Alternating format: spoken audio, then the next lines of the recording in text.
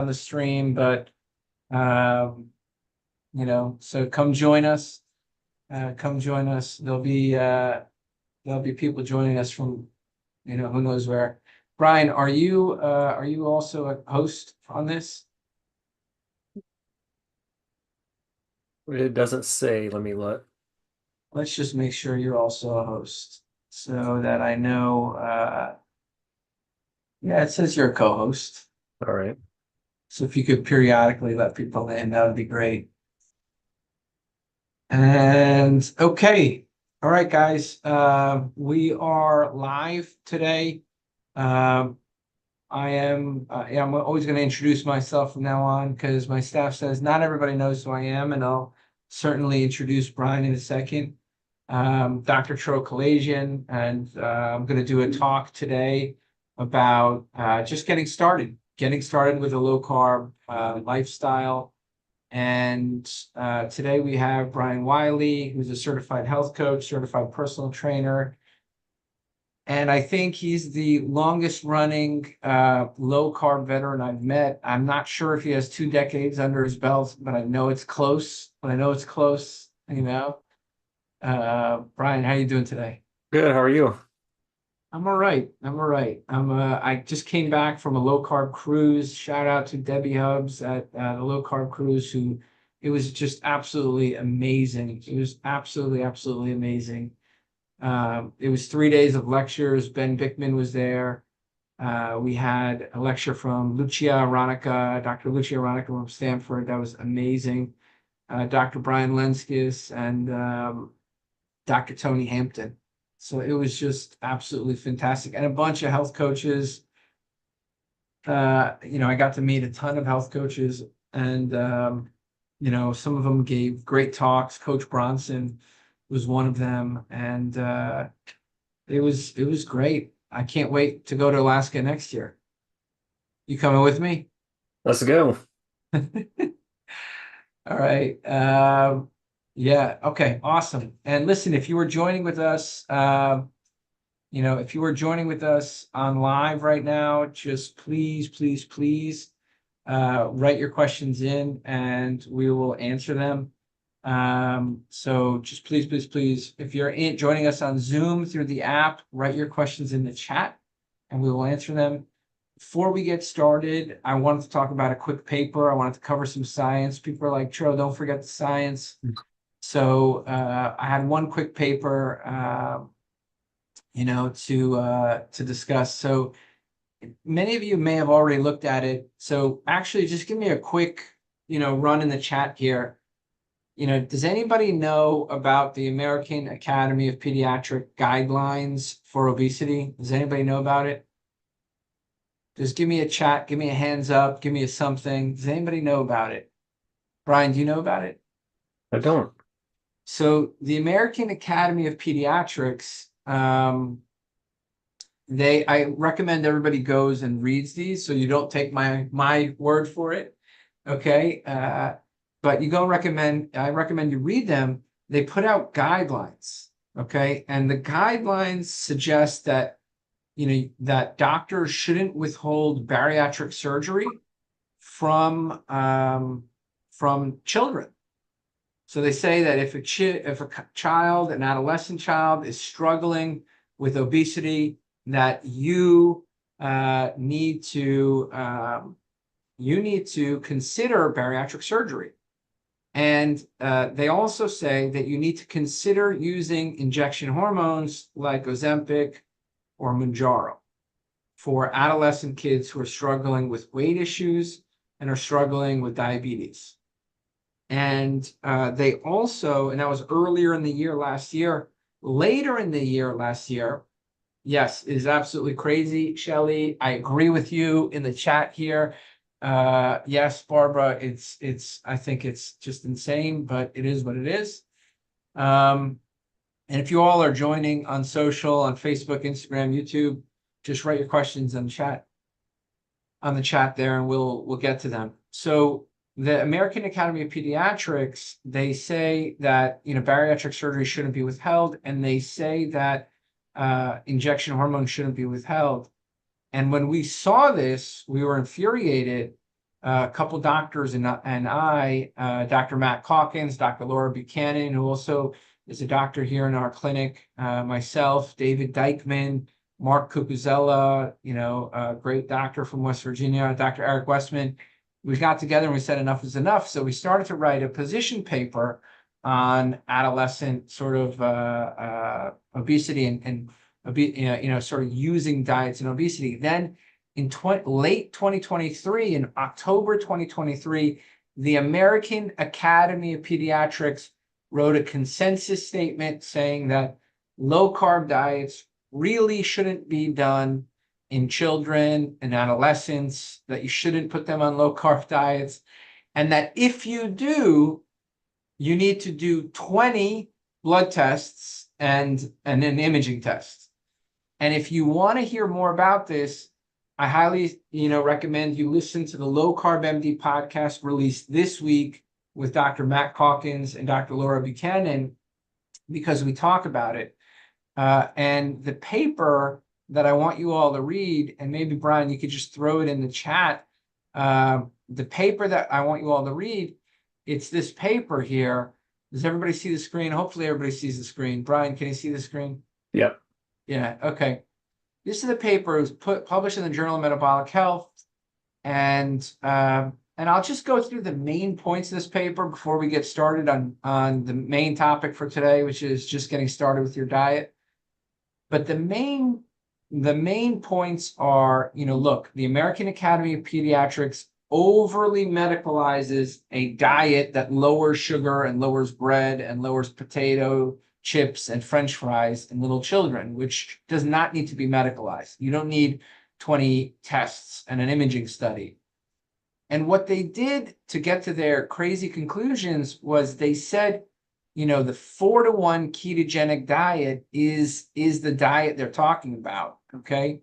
That is a ketogenic diet to them. It's a diet used for epilepsy, right? So this is not a well-formulated ketogenic diet. It's not like a plate of chicken and asparagus. It's not a, steak and some broccoli. That's not what it is. It's not eggs and bacon for breakfast. This is like basically tons of olive oil and butter and limiting protein for the purpose of seizure prevention.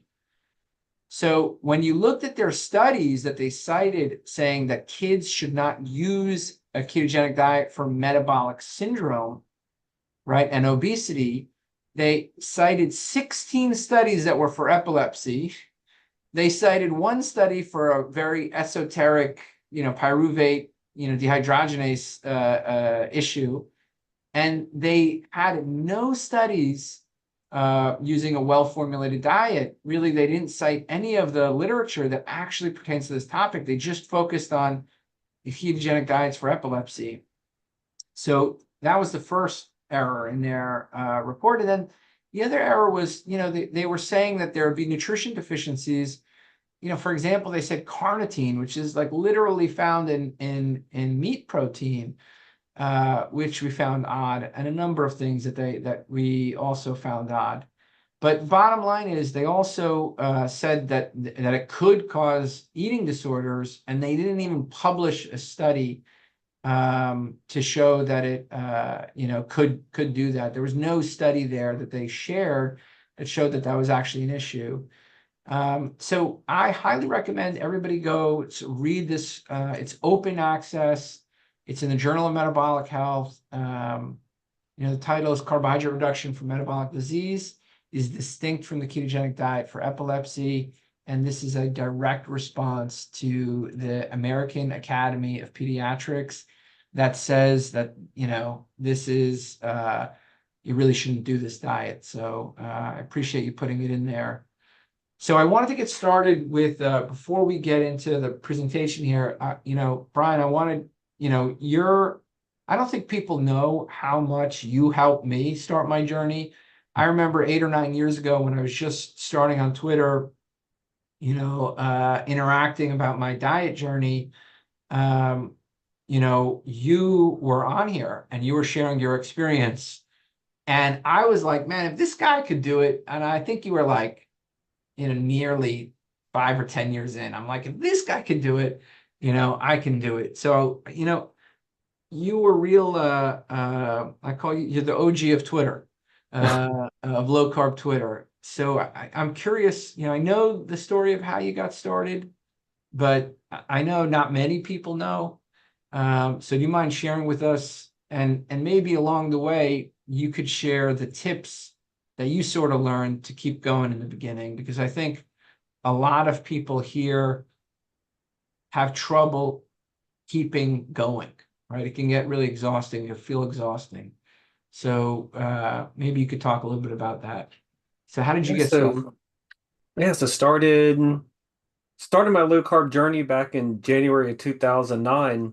And, up to that point, I struggled most of my life with my weight and my health. And my adult years started yo-yo dieting, doing most of the mainstream approaches. And I kind of did that up till I was 30.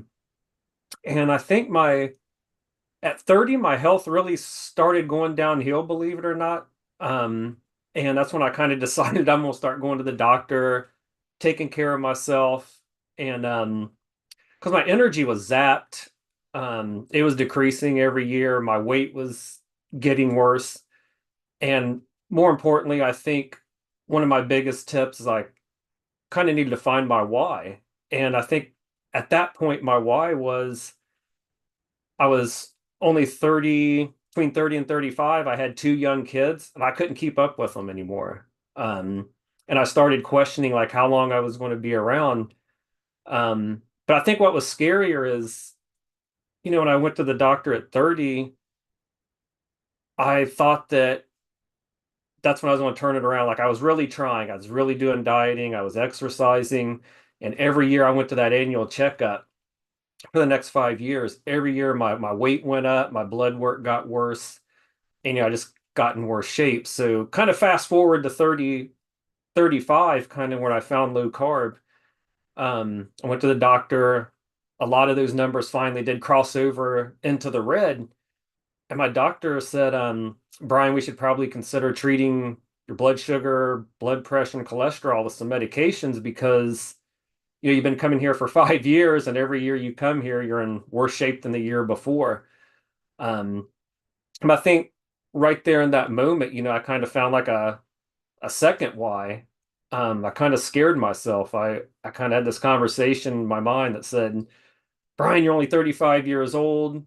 You're in the worst shape of your life, and now you need medications that your grandparents are on at just 35. So um, I asked my doctor for one more year, right? And I said, if I come back here next year and all of this is still I'm still going down the same path, I'll take your medicine, I'll do whatever you want. And anyway, went home that night and talked to my wife about it.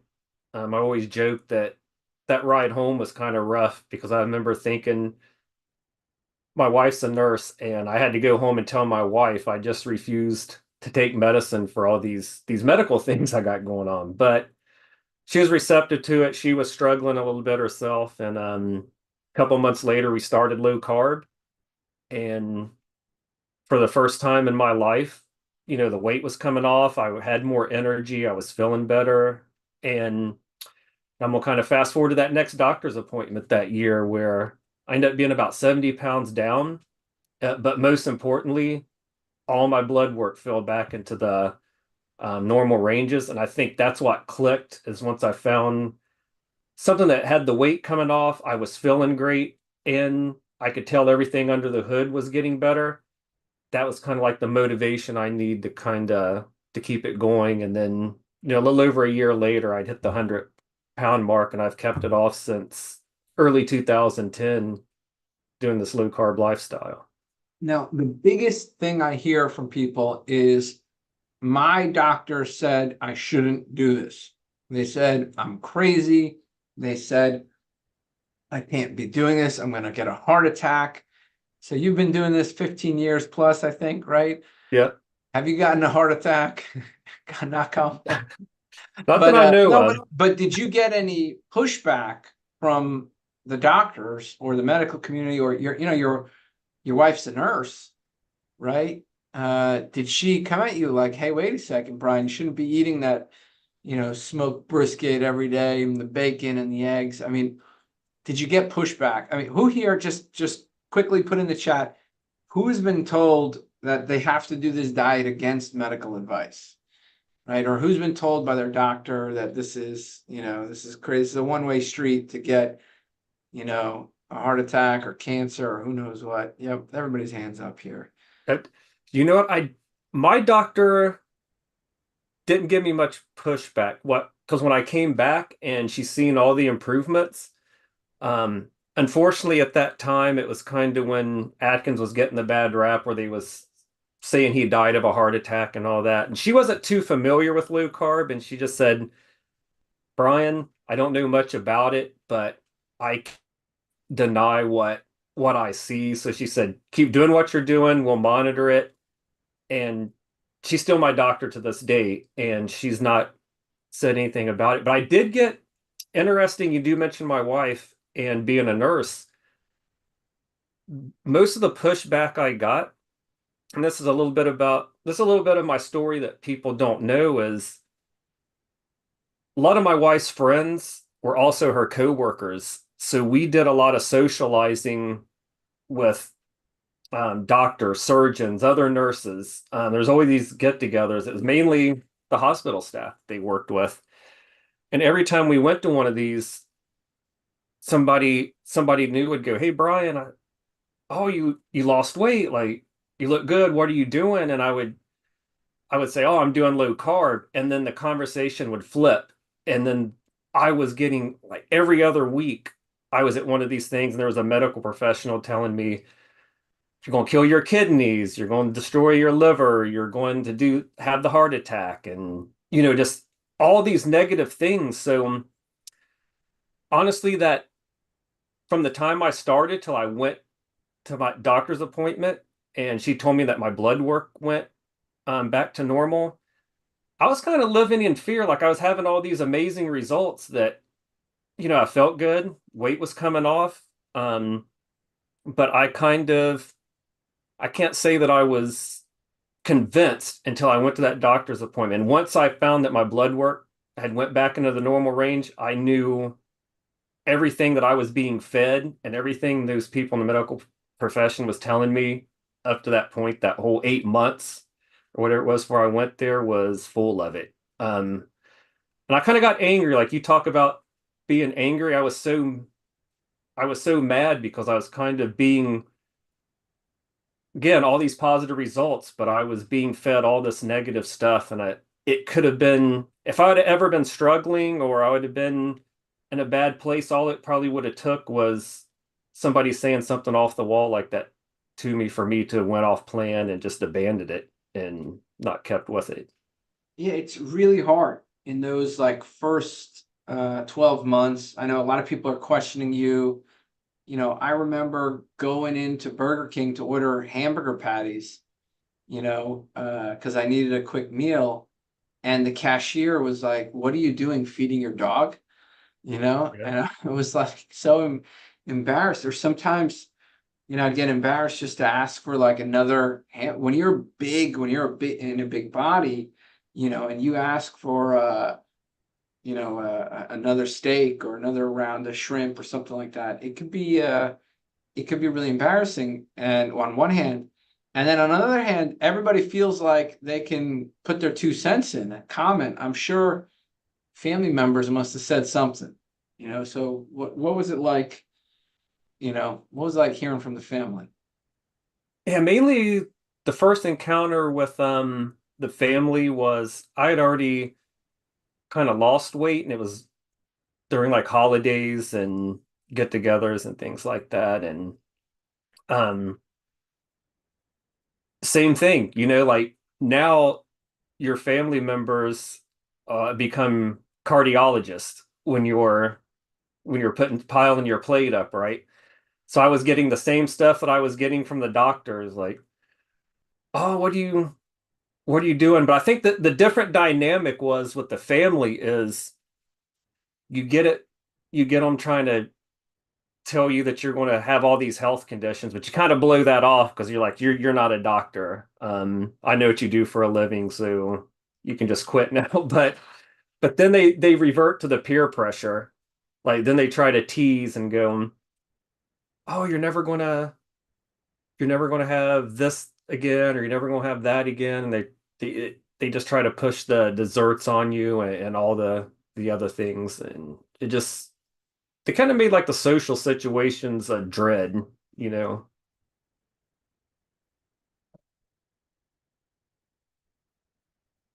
Oh, you got mute. Your volume went off. Who else here? I'm just curious. I want to get an idea. If you had to say your most difficult experience is social situations. I just got back from a cruise, and I it's hard, right? You see other people eating, drinking. You go to holidays and birthday parties. It was Memorial Day weekend. Who else struggles at social situations? I'm just curious if a lot of people struggle. I think a lot of people struggle. I think this is a huge struggle for people, and I'm just curious if you're in the chat here, just drop me a line. Like, yeah, we got somebody raising their hand. Um, yeah, it's a big struggle. It's one of the biggest struggles I think I hear. Vacations, holidays, business meetings, weddings. And it's like a lifestyle graveyard sometimes. So did you have any like lifestyle graveyards? Did you have any times where you were like uh, close to giving up? I would say like my hardest. I don't think I ever got there, but I think my hardest moment was um when my father was really sick for a few weeks and then he eventually passed away, and I kind of held it together and did really well like during the period leading up to that. And I had no intentions of going off track, and I think for the first time I was about 3 years in at this point, and that was the one time I kind of just said, you know what, today I'm going to just eat whatever the family brings to the house and I'm going to do whatever and I'll just jump back on tomorrow. But and that's not like was the smartest thing, because that situation, you're also trying to grieve and you got these other emotions going on, and it didn't stop at the one date. I didn't jump back on track. I went, and I know people's done way worse than this, but I went for like 3 days past what I anticipated. And I think the only thing that brought me back was I had been on track for so long and did so well that the food I was eating was making me feel even worse than, I had lost my dad, and this food was just making me feel even worse on top of it. I was getting it like from two different directions, and I just woke up one day and said I can't function like this. Like I've got to get back on track just to feel normal again. And, I kind of dialed it back in, and, a few days later I was feeling good and I was able to grieve properly and take care of what I needed to do. But I could have seen that I could have seen that moment, keeping me off plan for a lot longer than what it did. It's amazing how, you say that you're kind of lucky that the food didn't captivate you. Like if you are listening to this right now and you are listening to Brian's story, or you're about to hear what I'm going to say, if you create 90 days where you eat sort of real food, green leafy vegetables, meat, fish, chicken, eggs, Greek yogurt, the occasional sort of replace the foods you really struggle with sort of lower carb replacements. Don't lean on them too much, but just have them there in case. If you do that for 90 days, it's like enough space to feel bad when you go back, Mhm. you know? And it's like even though you had enough space in a situation like that, were you able to like actually feel bad? Like this food is just, I don't feel good. Was it like stomach issues, or was it like low energy? And what was it like? It was all of that, right? I had a lot of things I needed to take care of, and I didn't have like the focus was gone, the energy was gone. I felt ran down. I wanted to sleep. Like I just wanted to eat and sleep. And it was like rinse and repeat. Like I wasn't getting nothing done. Um, I just felt horrible. And I don't want to sound like an old man, but I think um one of the things that kind of kicked that off too is when back when that happened and when I first started, there wasn't replacements. The only thing that was out there was kind of like the Atkins bars and things like that, and I didn't care for them too much. So when I did fall, it was for things like that, and yeah, I just felt like cruddy. Like I can't even explain it. It was just a night and day feeling in my focus, energy, and everything.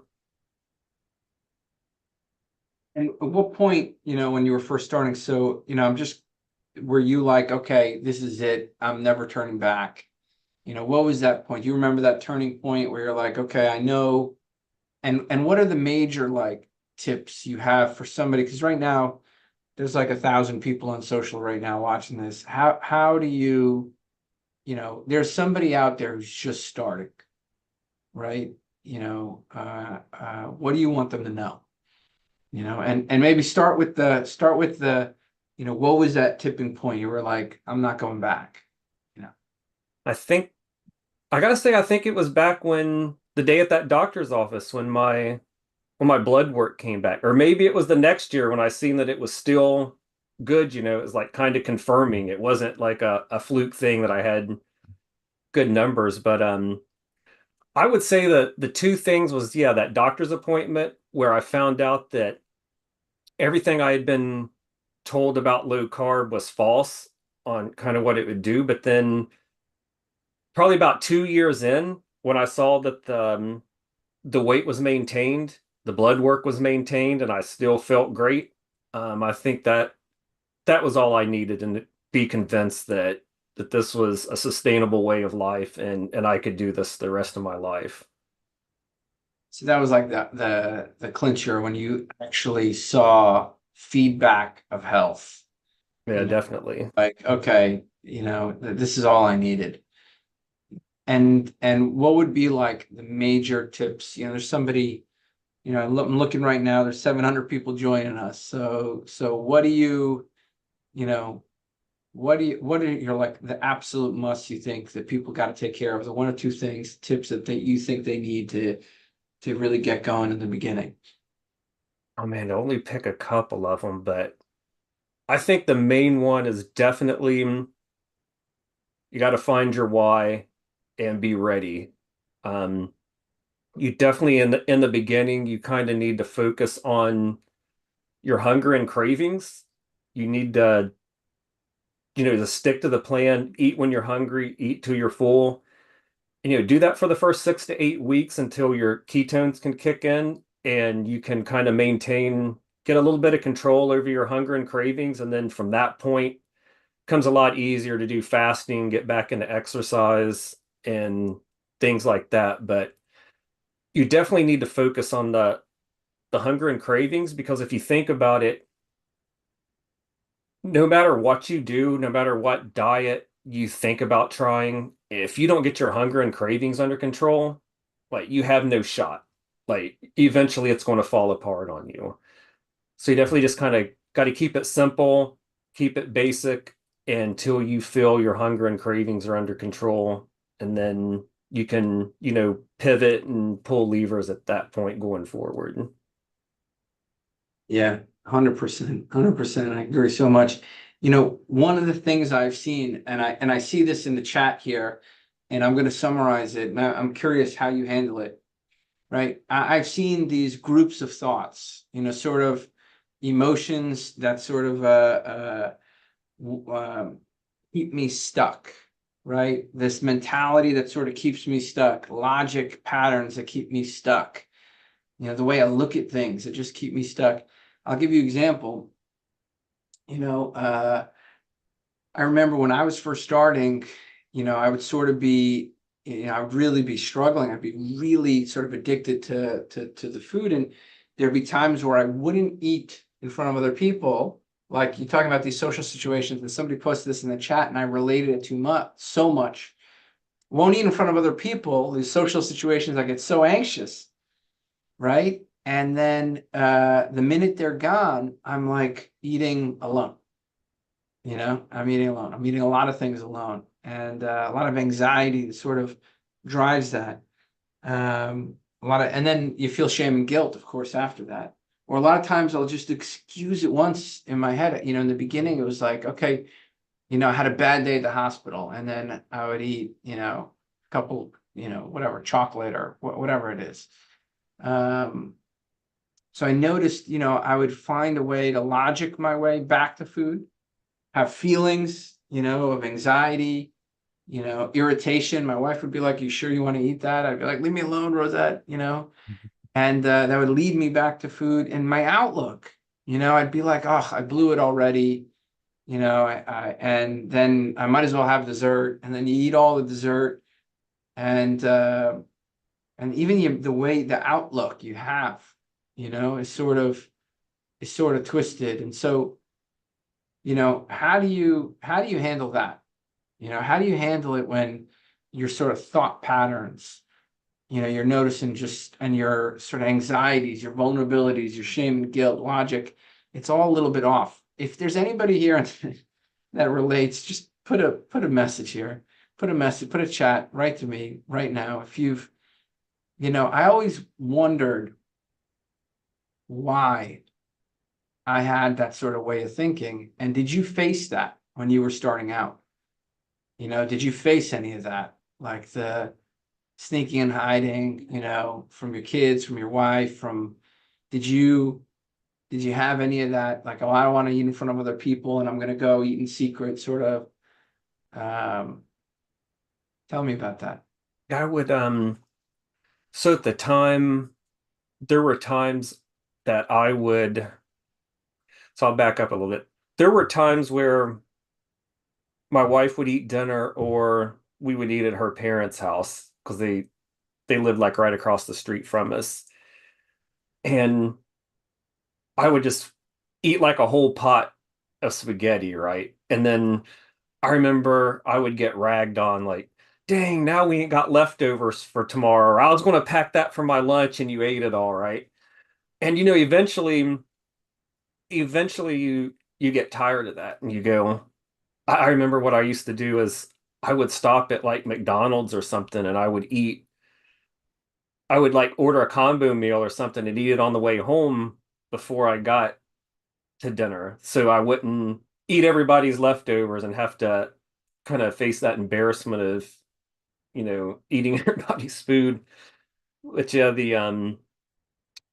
or I would at lunchtime, I would just eat really bad at work and then try to act like I was eating healthy at home or eating normal portions, but I'd already had like the equivalent of two dinners before I even got there.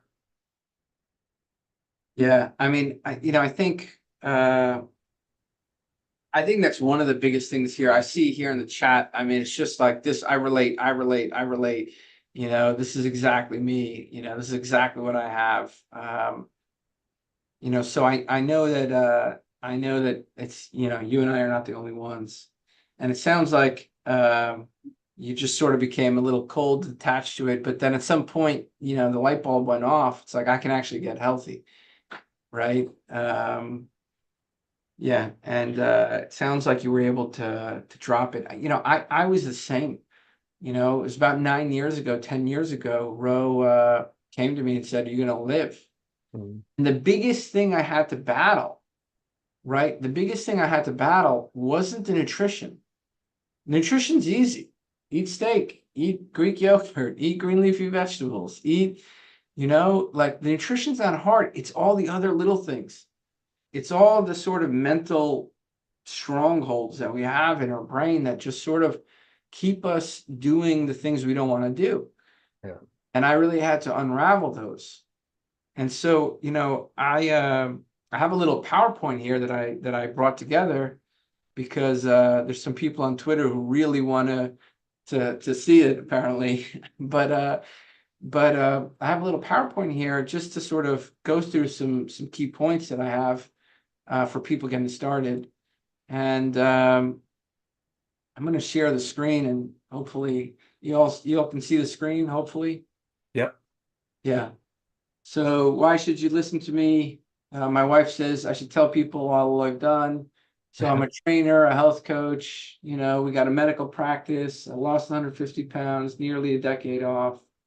Blah, blah, blah, blah, blah. We got an app. We got, you know, all this stuff.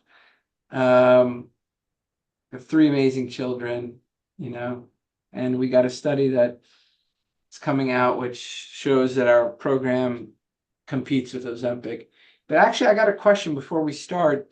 And this is a question to all of social media, everybody here in the Zoom room. If you want to interact more, come join the Zoom room.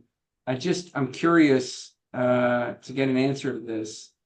And if you guys could just answer this question.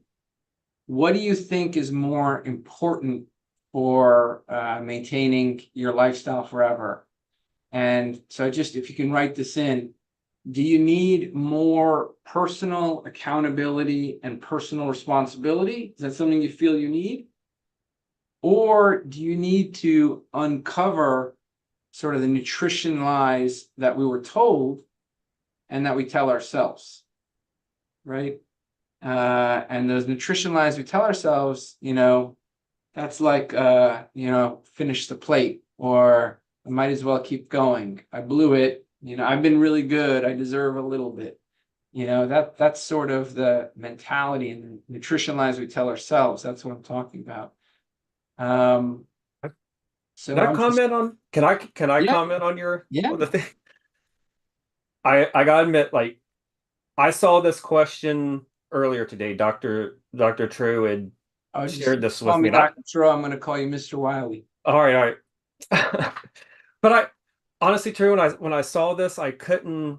I started thinking about it because you know when you showed me and you kind of told me what the results were, I was like, wow, like it's not one way or the other. And I started really thinking about it for myself. And um, to me, it was like kind of for me personally, it kind of um, I thought it has to be more than it has to be a little bit of both. And I started kind of breaking both of them down. I said, like on one hand, the accountability and the personal responsibility, they do play a role in sustaining long-term success. And you know, we do need to take ownership of our choices and hold ourselves accountable for our decisions. And you know, and recognizing these things, and that's what we need for consistency, right? But on the other hand, I think the knowledge is really equally important. So understanding like the those truths and misconceptions that we've been fed, you know, been fed that we've been talking about, that kind of helps develop those tools we need to make those better decisions and to make this lifestyle sustainable. So for me, I think the end of the day, I was thinking about it and I thought that the power lies in both of these elements of accountability and responsibility. Like I said, while that knowledge is what guides us and is the blueprint toward making the right choices, when we kind of combine both of these things together, it kind of covers a lot of bases we need to make that lifelong change. And I think there are some people that may need just one or the other, but I think most of us, probably everybody that's on social media or in this room, I think most of us kind of need both to kind of lay that solid foundation for the long haul. Yeah, I'm looking at the responses here, and I'm just loving it because it's, you know, a lot more people saying personal accountability and responsibility, a lot more. When I Yeah. asked the same question on the cruise, it was split 50-50. And I'm going to tell you, I actually agree with your answer, Brian. I actually agree with your answer that it's both, and I'll walk you through it, right? So when I first, you know, started, you know, Rosette would tell me, "Are you sure you want to eat that pizza?" And how would I respond? Anger, agitation, stubborn, oppositionally defiant. What do I do now? I have gratitude. I have gratitude now. I'm like, thank you, Rosette. Gratitude. But I didn't choose to be angry and agitated, stubborn. Those emotions came to me. Right? Those are the emotions I felt. I didn't choose that. I had to choose not to act on those emotions, yes, but I didn't choose to have them. I would feel anger. So how can I be personally responsible for an emotion pattern I didn't choose? Right? And I would say to myself, I would get home from a long day, okay, long day at work. Right, I would get home and I would eat some food with my family, and then I would eat my kids' leftovers, and I would say we shouldn't waste food. Right? Who relates to we shouldn't waste food? Right? Everybody's hands just went, all the social media, right? All 787 people. So, and it's a very reasonable way to think, very logical way to think, right? It's not an unreasonable way to think. You see, it's quite prevalent. So how can I be responsible for a thought pattern I've had since childhood? Right? Or how about, when I said to myself, I've been really good, I deserve it. I mean, it's kind of true, I deserve it. Right? It's kind of true. I try to do good things. Or how about I've been really off? I've been really off. I might as well finish out this weekend and I'll go and I'll start again Monday. It's it's captivating thinking that I've had my whole life. I mean, it doesn't make sense. We all know it doesn't make sense, right? How can you be off plan? Right? I've been really good and on plan, so I should go off.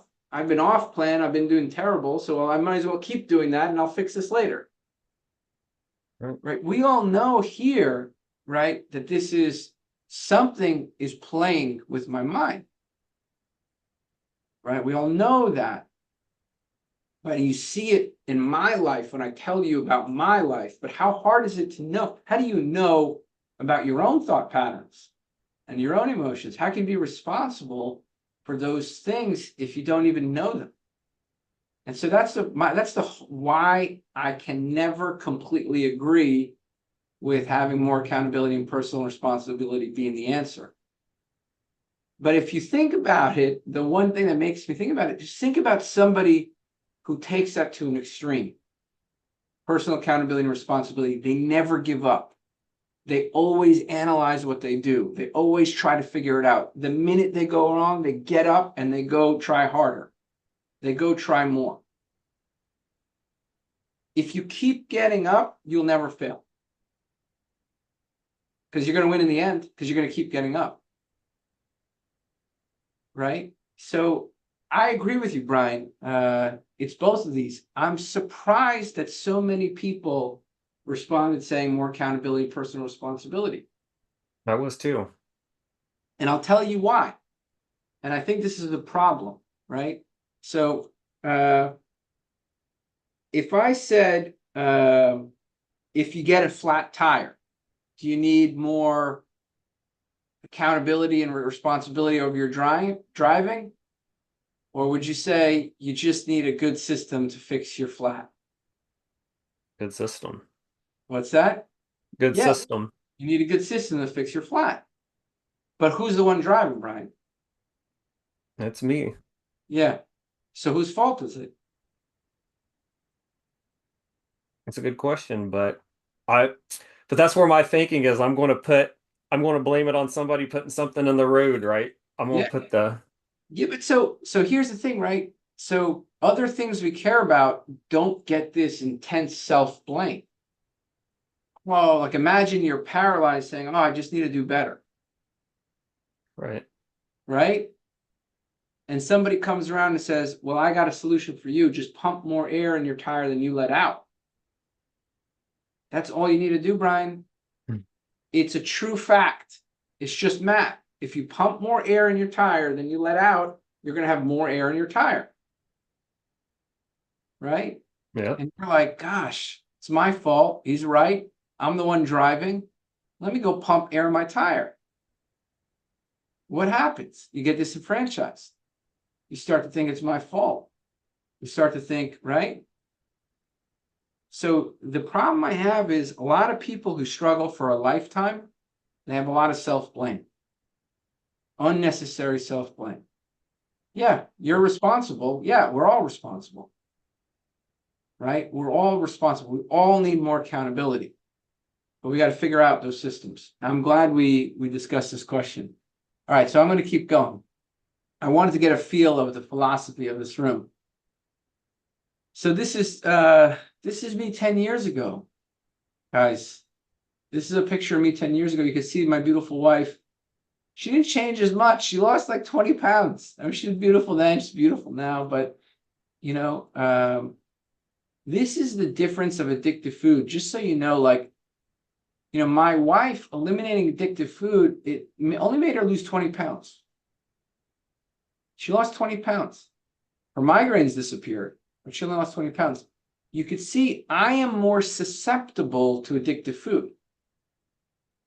I'm more susceptible, right? So when you take addictive food away, it helps my wife a little bit. She lost 20 pounds. She's done great. I don't want to take it away her journey, but you could see I'm more susceptible, right? I'm much more susceptible. And this is me 10 years ago. You know, I was board certified doctor, 350 pounds, a lifetime of struggle. You know, lifetime of struggle. So let me tell you what I did to get started. Let me skip through a bunch of this stuff. So why we're here, because everyone wants to get started and maintain a lifestyle forever, right? This is, you know, what the topic of this is about. And basically the voices of a lifetime of struggle, I just want to know who has said these things. I just can't do it. Just can't do it. I don't have the willpower, right? I don't have the discipline. I need more accountability, right? I'm a chocoholic. Can't tell you how many times I heard that. I don't think people really know what that means. I just can't stop eating bread, right? Who said these, right? And this is voices. It's my fault. It's just me. I don't know why. I just can't seem to do it. I need to do better. I don't have the discipline. Who said any of these things? Anybody besides me? Yeah, right? So I want you to take a picture because, okay, so who here struggles with food, right? Who here struggles with food? Okay, who here struggles with food, right? Raise your hands. Yeah, okay. If you're on social, you know, give me a, if you're streaming, let me know if you struggle, right? So I want you to take a picture of this slide because at the end of it, and I want to get a sense of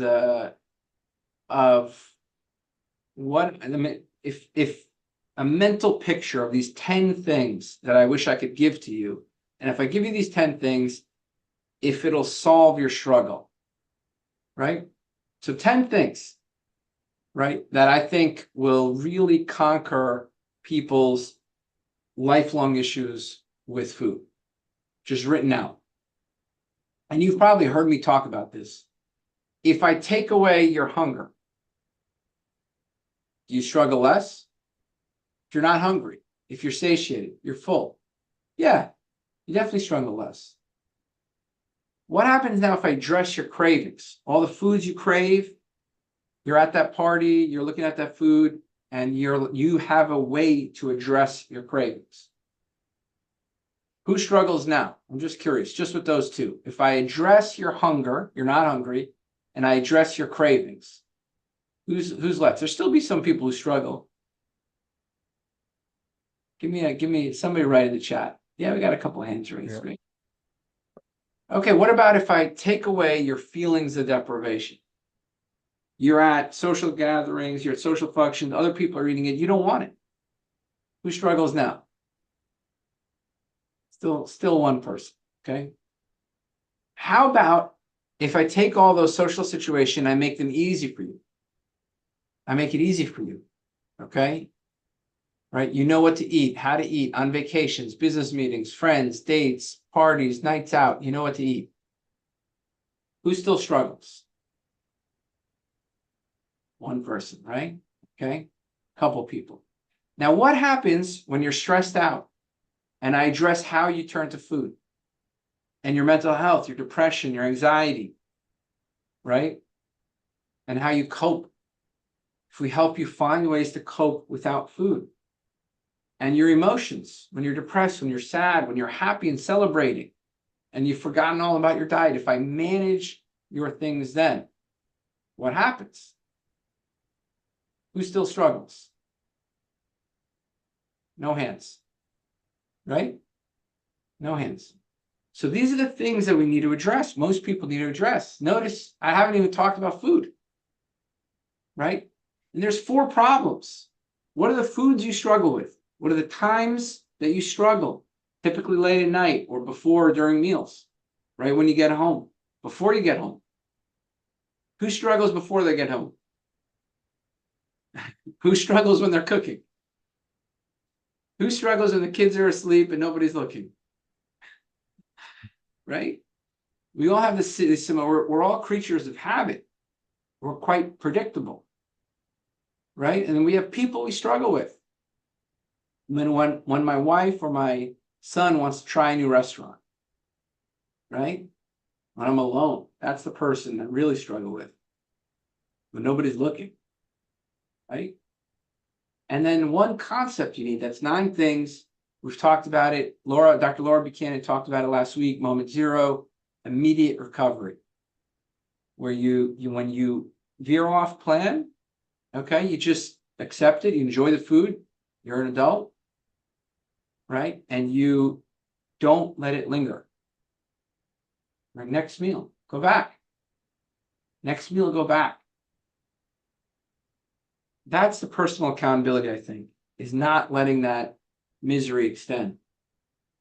Right. So when you look at what this comes out to the average person in our clinic, you know, we're all creatures of habit. There's like 15 to 25 foods. Pizza, chocolate, ice cream, bread, chips. If you handle those, that's the majority of them. Right? Bread, and you know, there's some other things, but obviously tacos, alcohol. Right? There's 5 to 10 locations people struggle. Right? Home, car, work, family's house, certain restaurants you go to. There's 5 to 10 people you struggle with. Family, friends, family you hate, family you like. Friends you hate, friends you like. You know? And there's a couple situations. You know, vacations are a common one, holidays, meetings, dates, nights out. Right? Times per day. You know, late at night is very hard. You know, and emotional states. The average person has 1 or 2 emotional states that drive them over the edge. Anxiety, depression, stress, joy, celebration. And there's physical states. Who struggles when they haven't slept? Everybody's hands went up. You know, that's in the literature, medical literature. 1.5 hours of sleep deprivation, meaning 1.5 hours less of sleep, means you will eat, you know, about 10 to 20% more in the next day. And you will be more hungry. Not only will you eat more subconsciously, you'll also be more hungry. So sleeplessness, right, is a big physical state. Chronic pain. Who has chronic pain besides me? That will make you eat more. Right? Infections can make you eat more. Not usually acute infection, post-infection. Right? After you couldn't eat, you were nauseous, right? Then you gained 10 pounds. Right? When you have surgery, I gained 20 pounds after surgery. So there's a couple of physical states. So take a picture of this last slide, because these are pretty much the 10 things you need to do. Put it on your refrigerator. Right? These are the 10 things. This is doable. Right? It's doable. And if you map it out for the average person, you know, it's like 30 to 55 things. So this lifetime of struggle, when you're getting started, you know, this is what I would do. this is what I would highlight. Problem foods, problem people, problem situations, locations, times a day. What emotional states do I have to cater? Physical issues that I have, and will I recover immediately? And if you write it all out, it's like 30 to 55 things. 30 to 55 things. It's conquerable. So take a picture of this one too. And the nutrition is easy. Notice I haven't talked about nutrition. Eat meat, fish, chicken, eggs, Greek yogurt. If you're just starting out, clean the pantry. Screw whoever's else in the home with you. I don't need your crap food. Don't want your crap food. Go back to that picture of me and my wife. Okay, not everybody responds to addictive food in the same way, right? Let's go back to it. This is my amazing team, guys. This is my amazing team. First of all, just hats off, my amazing team. This is our amazing team. We have 12, I think 13 people. There's some people missing here. You know, just hats off to the amazing team. But go back to this. Remember, there's different people that respond differently. When we remove addictive food from my wife's life, she loses 10 or 20 pounds. When you remove addictive food from my life, it's a 150-pound difference. So I don't care who's in the home with you, go defend yourself. Go defend yourself. Clean out the pantry, get what you need. If you're tired of struggling, you have to recruit whoever's around you. No matter how many times you failed, that's being accountable, getting back up, you know, and getting it done. That's how you be responsible, in my opinion, is you keep trying. You know, you keep trying. And the goal, you know, nutritionally, it's easy. Who likes meat? Everybody. Who likes fish? Who likes chicken? Well, one person said no. Well, somebody likes fish. Mary likes fish, right? Or eggs and yogurt. Sorry, eggs and yogurt, right? So you know, and green leafy, tons of vegetables, you know, as your heart desires. Green leafy vegetables. Be careful with the potato and the carrots. Okay, be careful with the potato and carrots. But you know, if you really need something sweet, berries, you know, strawberries and raspberries and blackberries. And if you're like want to keep the carbs really low and you don't want to go into the fruit, I put monk fruit in some Greek yogurt, and it's like the best dessert I've ever had. You know, and if you really want to go crazy with the keto desserts, you can follow Vic or my wife Rosette, and you know, you can go to town. But I don't recommend that if you're just starting. I say get a good 90 days under your system of clean eating. But everybody has a different response to addictive food. You know, so if there's people in your life who are thin and they don't have a problem, that's fine for them. You know, that's fine for them. But that doesn't mean you have to live their life. You live your own life. You know, you live your own life. You got to protect yourself. So that's all I got for getting started. And notice I didn't talk too much about nutrition. Any questions? Let's do like 2 or 3 minutes of questions from anybody. Hopefully this was helpful. If you got questions from social, if you got, you know, Brian, wow, we hit 1,000 people. That's insane. We have 1,000 people. Any questions from social? Any questions from everybody here? What brand of Greek yogurt? So I'm going to tell you, I for me, and Brian, you tell me, because the way I eat Greek yogurt is very specific. I'm usually eating like a fatty meal, right, of steak or eggs or something like that. And I turn to Greek yogurt because I really want ice cream, right? I'm not embarrassed to say it, right? So when I'm turning to Greek yogurt, I'm just looking for something sweet and cold and that I can, you know, scoop up. So I get skim Greek yogurt, and I put sweetener Hold on a in it. minute. Yeah, yeah. Hold on, but it's not because I'm actually hungry, right? It's not because I'm actually hungry. Okay, it's not because, you know, I'm eating a fatty meal. You know, So guys, just I am different, right? You don't have to do what I do. So if I was eating Greek yogurt as a meal, I would probably get 5 or 10%. Okay. I'd probably get 5 or 10%. Right. But for me, I have intense sweet cravings. It's not hunger. I'm not hungry, you know. So somebody said, hold on a minute, but type the question in. I think I know who it was. Like, but did I get it right? Was it? But type the question in, I wanted to say I agree with your yogurt. Like I'm the same way. I don't know if Andrea was asking this, but it looks like Karen answered it right before I did. But if I like if I like a thicker yogurt, I do the Feijoa. If I want something that's thinner, I do the Chobani or like the Costco one. If you're looking like for a specific brand. Yeah, if I was going to eat it as my meal, I just want to clarify, I would get the full fat. Yeah. But the way I personally eat Greek yogurt, it's after the meal when I'm looking, my kids are eating, Nick's ice cream or whatever. They're having something sweet and I have a sweet craving, so don't necessarily do what I do, you know.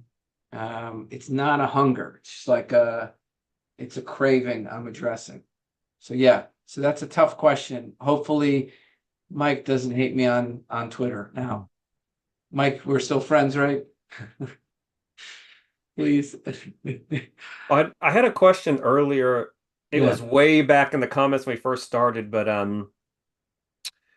Shelly had asked me how I stumbled upon low carb, and again, it was just luck. When I said I went home and was telling my wife kind of about the doctor's appointment, and she had already planned on going on a diet at the first of the year for like a Biggest Loser competition at work. And she had actually had the Atkins induction phase kind of printed out on a couple sheets of paper and then another one that said eat this and not that. And that's kind of what I went off of. And as time went on, then I got the books and did a lot more research. But that's how I got started, was just basically two sheets of paper ripped out of his induction phase book. That's how you got started? Yeah. Yeah. Yeah, 100%. That was one of the first, I think New Atkins for New You was one of the books I read. Um, let's see what else. I read them all, I loved Obesity Code. Obesity Code is a fantastic book. I highly recommend it. That was another great book to get started. Okay, one more question. Please type it in the chat. I didn't have access to the social, so I don't know if there was any Yeah, I see questions it. on There's there. so many here. I don't think we'll be able to get to all of them. What type of exercise do you do? I started out with just walking. I don't know about you, Brian. When I was getting started, it was just walking. Now I do running, stairs, lifting, everything, Strangely enough, I was already working out before I started low carb. Just wasn't really getting any results out of it. But yeah, it's kind of weird. Like the 5 years. Remember, I told you at 30, that's when I decided to turn my life around. So from 30 to 35, I was working out, but still, getting unhealthier. I know it's hard for a lot of people to believe, but it happened. All right, guys, let's call it. Yep, Low Carb MD podcast, Obesity Code, absolutely two great resources. Low Carb MD podcast. Brian, any closing words? Really? I think for you guys that did take a picture of those 55 things, or that last page Dr. True had sent, I think the best way to utilize that is if you really do set down and think about those things and write them down and like just be honest about it. Do like an honest reflection of all those foods and those patterns. And as you're doing that, kind of look at them and kind of look back and understand and study maybe what kind of is went wrong in the past and all those things, and just kind of do your best to prepare for them before you run into them again. And just keep in mind, you know, you're going to put a game plan out there. It's going to be a blueprint, but things do go wrong. Plans don't work sometimes. So when it does, don't fall into that shame and blame and guilt that Dr. Trey was talking about, because all that's going to do is get you back in those old patterns.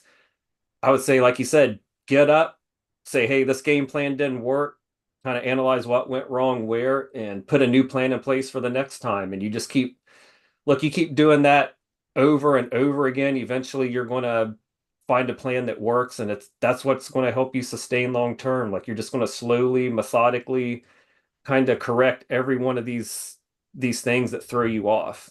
But the biggest thing is look at them as a learning experience and not a failure.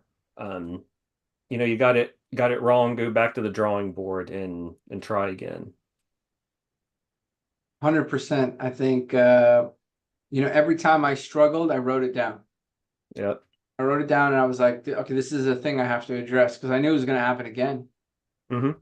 So every time I struggled, I didn't let it bring me down. I wrote it down and I journaled it. So I always addressed my struggle and never ran away from it. That was how I was accountable. I wrote down my struggle and I came up with a plan. That plan didn't work. I came up with another plan. Yep. Right. And I didn't let it go. I didn't say, oh, I just need to do better. Never said that.